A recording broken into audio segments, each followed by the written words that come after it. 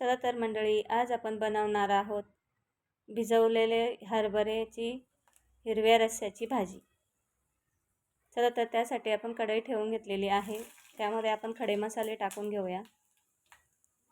त्यामध्ये टाकलेला आहे तेजपान, थोडे धने आणि कट केलेला कांदा। आपण छान मसा फ्राय करून घेणार आहोत। त्यात 2-3 हिरव्या मिरच्या टाकायच्या, थोडी कोथिंबीर टाकायची आणि त्याला छान असं फ्राय करून घ्यायचं। फ्राय झाल्यानंतर छान असं वाटण आपण फिरवून घेणार आहोत। आता आपलं फ्राय झालेलं आहे, बघू शकताय तुम्ही, थोडासा ब्राऊन झालेला आहे आपला कांदा।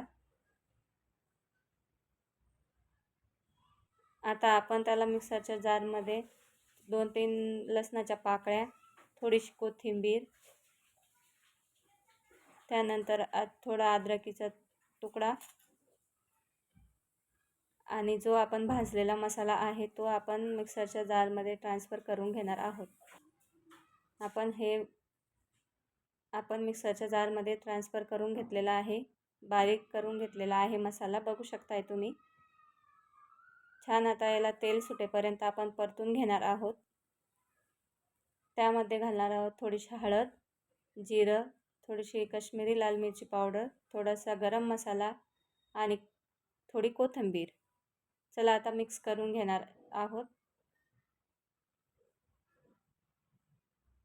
आणि जे आपण आता उकडलेले जे हरभरे होते, बघू शकताय तुम्ही, ते टाकून घेणार आहोत आणि छान असं मिक्स करून घेणार आहोत। थोडंसं मीठ घालूया, बघू शकताय तुम्ही किती छान कलर आलेला आहे।